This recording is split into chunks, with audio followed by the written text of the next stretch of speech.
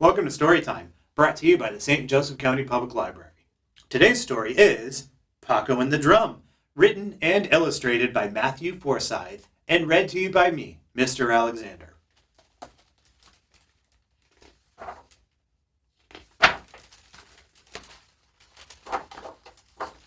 The biggest mistake Pokko's parents ever made was giving her a drum.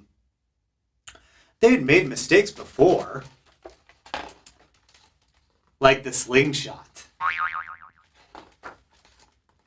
and the llama and the balloon.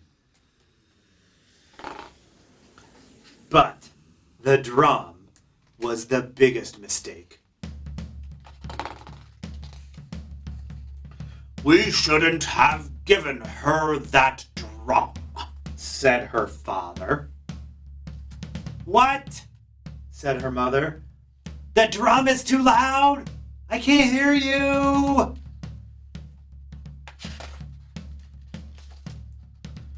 "The drum was a big mistake," said her father. "That sounds like a wonderful idea," said her mother, who still couldn't hear what he was saying. The next day, her father said, "Pokko, why don't you take your drum outside for a little while? But don't make too much noise. We're just a little frog family that lives in a mushroom, and we don't like drawing attention to ourselves." Pokko agreed, and she set out as quietly as she could.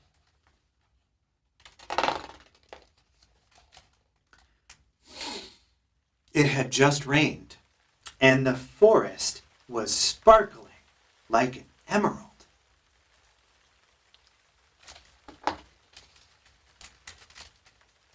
And it was very quiet.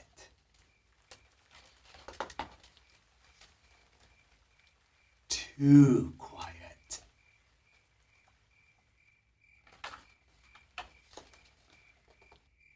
Pokko started tapping on her drum just to keep herself company.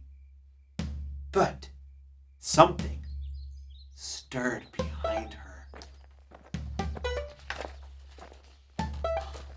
A raccoon playing a banjo started following her. So Pokko hit her drum louder. And then a rabbit playing a trumpet started following them. But Pokko kept playing her drum. And then a wolf, who couldn't really play anything, but was very happy to be near the music, joined in. Fun fact, Mr. Alexander can't really play anything either, but is always happy to be near the music.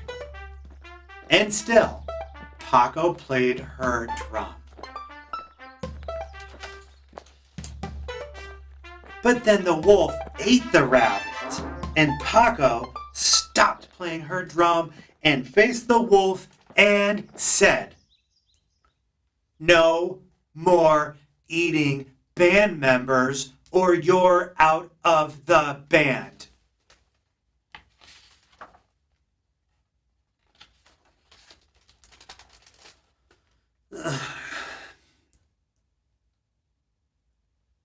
I'm sorry," said the wolf, and he meant it.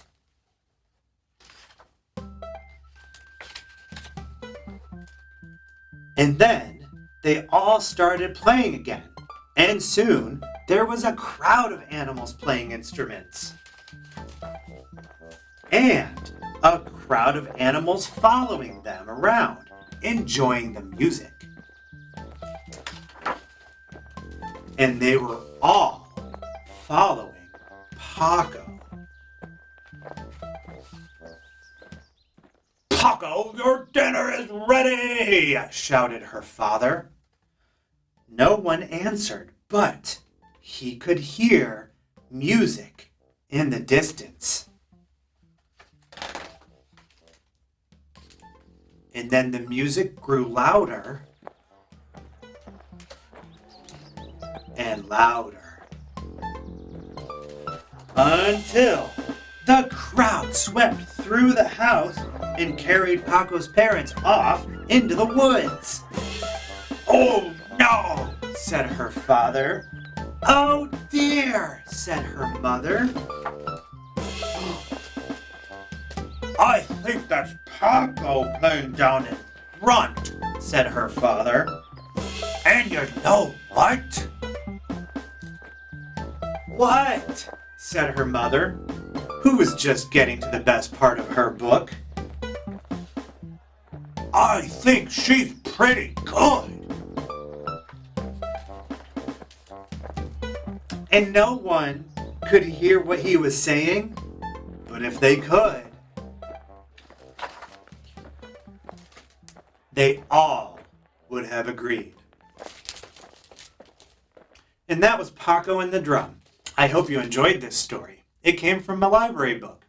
You can visit the library for more great books and come to our story times. You can also visit our website, libraryforlife.org, and SJCPL Jr. on YouTube for more great videos. See you next time.